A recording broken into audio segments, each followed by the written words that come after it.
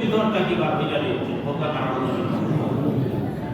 ওই সাহাবী কে কইলা ইয়া রাসূলুল্লাহ ইয়া হাবিবাল্লাহ আমার প্রতিবেশী এই আচরণ করছেন নবীজি তখন সাহাবায়ে কেরামরে বানাইলা এর হাদিস আইছে নবীজি স্বয়ং গেছেন ইয়া পরিস্থিতি দেখে আইছেন যে সারা কইছে আমি এটা ইসলাম নাই আমার বড় মিষ্টান্ন জাতীয় হুজুর এরপরে নবীজি আইছেন সাহাবায়ে কেরামরে বানাইছেন যে যদি এই খেজুর গাছটাকে উদ্ধার করতে পারো তাহলে জান্নাতের মধ্যে এর বদলা আল্লাহ রাব্বুল আলামিন তোমার এই খেজুরের বাগান দিবে। মানে এই বিষয়টা শুনিয়া সাহাবী গেছে সাহাবী আপনাকে সঙ্গে বইলা যে তোমার খেজুর গাছ বেস্তায়নি বেচারা হয় না আমি বেস্তাম না আমার খেজুর গাছের খেজুর বড় মিঠা বড় বালা ঠিক আছে খেজুর বেস্তাম না বলে বেস্তায় না কয়টা দেওয়া লাগবে ওইটা বলতা আমি কইলাম তো বেচতাম না এটা আমি নিয়েও দিতাম না আর তুমি তো দিতাই পারতাই না বলে দিতাম পারতাম না বলতে কয়টা দেওয়া লাগবে হইল যে এটা বলতা অন্তত 40টা খেজুর গাছ দিতে হইল বলে ঠিক আছে আমি দিব 40টা খেজুর গাছ এ বর্ণনায় আছে যে 700টা এখন দেখা যায় মানে দুই হাদিসের ভাই দুইটা হাদিস যে কয়টা খেজুর গাছ দেওয়া লাগবে তুমি কইছো সুতরাং আমি আমার বাগানদারের এই একটা বাগান দিয়ে আছে তখন তো আর তাইকে পারে না প্রতিবেশী আর মানুষকে আইনা কইলা তোমরা কাটি থাকো আমার সারা খেজুর গাছের যে বাগান আছে ওই একটা খেজুর গাছের বিনিময়ে আমি তাদের বাগান দিলাম তোমরা সাক্ষী থাকো এরপরে তো এইটা চিন্তা নেই লাগে মানে বিনিময় দিয়া ইয়া বইলা ইয়া রাসূলুল্লাহ ইয়া হাবিবাল্লাহ আমার সারা খেজুর গাছের বাগান দিয়ে আমি ওই খেজুর গাছটা আনছি যে প্রতিবেশী ছেলের মুখটাকে খেজুরটা মুখ থেকে বার কইরা নিছিল ওই প্রতিবেশী দেশটাকে আর করেন লাগা প্রতিবেশী দেশ থেকে গাছটা আমি বিনিময়ে আনছি তো আনলাম ইয়া রাসূলুল্লাহ আমি আমার খেজুর গাছটা আপনারে দান করে দিলাম তো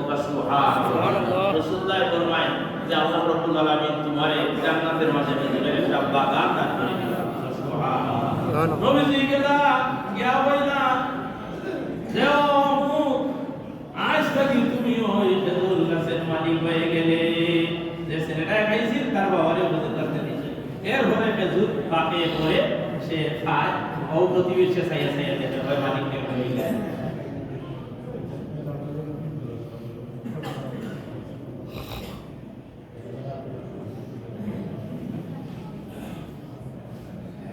সম্মানিত দুস্থ গ্রামবাসী আর মাত্র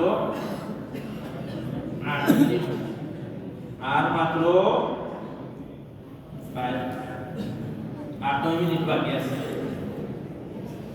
এখনো যারা বাইরে রয়েছেন আপনারা মেহরবানি কইরা মসজিদ আইওকা মসজিদের ভিতরে জায়গা না হলে হোলতলায় সম্পূর্ণ বিধি ব্যবস্থা রাখা হয়েছে বসার মতো পরিষ্কার পরিচ্ছন্ন হয়ে রাখা হয়েছে উপরের তলায় আপনারা দ্বিতীয় তলায় উঠে যাওয়া মসজিদের উত্তর দিকে উঠার রাস্তা আছে আপনারা তো জানেন আপনারা মসজিদ আপনারা দয়া করে উপরের দিকে উঠে যাওয়া তো মাশাআল্লাহ মুহাজিরিন এবং যারা বাইরে আসেন সকলের অবগতির জন্য আবারও জানাচ্ছি যে কারোর জন্য অপেক্ষা করা হবে না নির্দিষ্ট সময়ে এই যে জামাত শুরু হয়ে যাবে বক্তব্য আমার শেষ হোক আর না হোক আর ইনশাআল্লাহ আমি শেষ করিলেই আমার কথা আমি দীর্ঘায়িত করতাম না একটা হাদিস পাঠ করব এর বাদে বক্তব্য আজকে আমল করার দিন আজকে আমল করার দিন ওয়াজের দিন নাই সাল্লাল্লাহু আলা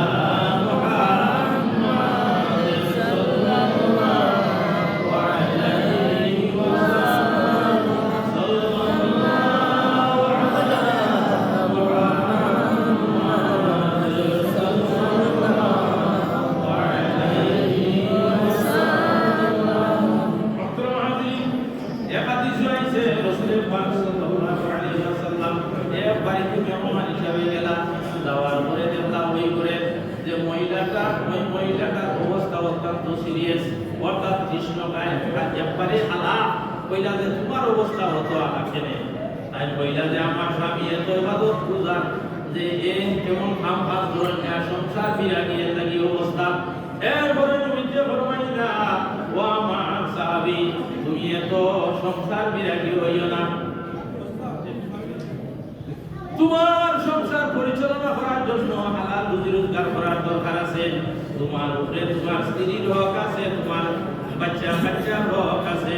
সুতরাং তুমি রুজি রোজগার করবে, মেহমান আসলে সম্মান দিবে। তোমার অভাবের কারণে তোমার স্ত্রীর শারীরিক এই অবস্থা, এই হাদিস থেকে আমরা বুঝতে পারলাম আমরা রুজি রোজগারও দরকার আছে। বেকার যারা থাকবে তারা তো বেকার থাকার কারণে অন্য সময় ইবাদত বন্দেগী থেকে বঞ্চিত হবে। বেকার থাকার কারণে পিতামাতার খেদমত করতে পারে না, এরারে খাদ্য খোরাক ঠিক মতো দিতে পারে না, নিজে খরচিয়াতে নিজে তো খরচ করতো, তার নিজের এবিলিটি থাকে না, এই ক্ষমতাও থাকে না, এর কারণে অনেক সময় অসৎ পথ অবলম্বন করে। সুতরাং বেকার যারা এরা সঠিকভাবে সঠিক জীবন যাপন করার লাগে হালাল রুজি রোজগার করার চেষ্টা করার দরকার আছে। সে যদি ইনকাম করে তাহলে ইনকামটাকে পিতামাতাকে খাওয়াইতে পারবে, স্ত্রীর বা সন্তানাদির খরচ করতে পারবে, দান করতে পারবে, সদকা করতে পারবে, মসজিদে দিতে পারবে, মাদ্রাসায় দিতে পারবে, বিভিন্ন খাতে সে দান করতে পারবে। সুতরাং ওই দিকে খেয়াল করার দরকার। ও যুবক বন্ধুরা, ভুলে যাইবেন না, একেবারে নির্ভরশীল হবেন না। যারা বিদেশ যাইবার প্রার্থী এরা তো চেষ্টা সাধনায় আছেন, আল্লাহ আপনারা আশা করাইয়া, কিন্তু যারা দেশের বাড়িতে থাকিয়া একবারে বেকার, আপনারাও কর্মসংস্থানের ব্যবস্থা করুন, এটারও দরকার আছে। আছেন না নাই? আপনি এটা করলেন না, আপনার অর্থ আদায় করতে পারতেন না।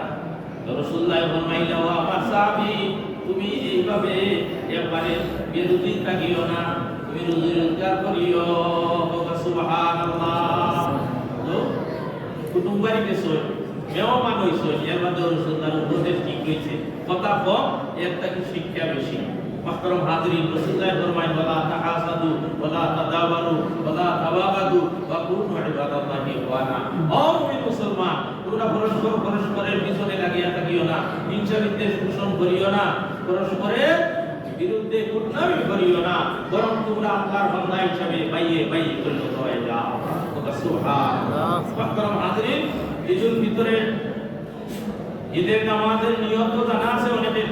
نويت أصلي لله تعالى ركعتي صلاة عيد الفطر مع ستة تكبيرات وجه الله تعالى اقتديت بهذا الإمام متوجها إلى جهة الكعبة الشريفة الله أكبر। এই নিয়ত করার পরে সুবহানাকা পাঠ করো। সুবহানাকা পাঠ করার পরে এটা কিতাবই আছে যে ইমাম সাহেব বলবা, মুসল্লিও বলবা। তরিকুল ইসলাম শরীফা থেকে প্রকাশিত মাসালার কিতাবে আমাদের কাছে ইমাম সাহেব বলবা, মুসল্লি। কিন্তু মুসল্লির লাগি কেরাত করা জরুরি না, ইমামের কেরাত মুসল্লির কেরাত। এই তাকবীর ভোট প্রথম থেকে হলো তাকবীরে তাহরিমা, এর পরে তিনটা তাকবীর দেওয়া হবে, অতিরিক্ত তিনটা তাকবীর হবে।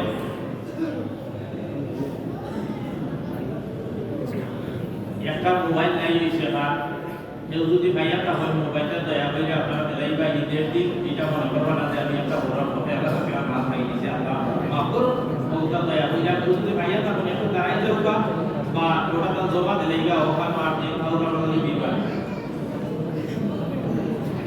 কেউ ভাই শুনি ভাইয়া তা দেবো। তাই হোক, তো আমি বলতেছিলাম প্রথম তাকবীরে তাহরিমার পরে হাত পাতিয়া সুবহানাকা পাঠ করবেন, এর পরে তিনটা তাকবীর অতিরিক্ত হইব, আল্লাহু আকবার হইয়া হাত ছাড়ি দিবা, এরপরে আল্লাহু আকবার হইয়া আবার হাত ছাড়ি দিবা, আল্লাহু আকবার হইয়া এরপরে বাদ। তো এরপরে সূরা কেরাত আমি পাঠ করব, যথারীতি রুকু সিজদা হইব। দ্বিতীয় রাকাতের উদ্দেশ্যে আমরা দাঁড়াইয়া সূরা মিলাইয়া দ্বিতীয় রাকাতের মানে সূরা মিলাইয়া পাঠ করব। আমরা রুকু যাইবার আগে তিনটা অতিরিক্ত তাকবীর দেওয়া হইবে। প্রথম রাকাত কিন্তু কেরাতের আগে তিন তাকবীর দেওয়া হবে, আর দ্বিতীয় রাকাত হইল যে আলহামদুর সাথে সূরা মিলাইয়া কেরাত পাঠ করা হইল। কেরাত পাঠ কইরা রুকু যাইবার আগে তিনটা অতিরিক্ত তাকবীর দেওয়া হবে। দেওয়ার পরে এরপরে রুকু, যথারীতি রুকু, এর মধ্যে সেজদা, নামাজ আদায় করা হবে।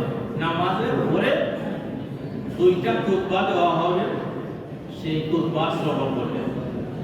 খুতবা না শুনলে বাড়াই দিবা, কাল করবা জুম্মার নামাজও হইল আগে খুতবা পরে নামাজ, ঈদের নামাজও আগে নামাজ পরে খুতবা। এটা আযানও নাই, ইকামতও নাই। মাহতারাম হাজিরিন, আজকের এই ঈদুল ফিতরের দিন আল্লাহ রাব্বুল আলামিন আমরা সকলকে মাফ করুন, সকলকে মাহে রমজানের পুরস্কার, ঈদের দিনের পুরস্কার দান করুন। আমিন।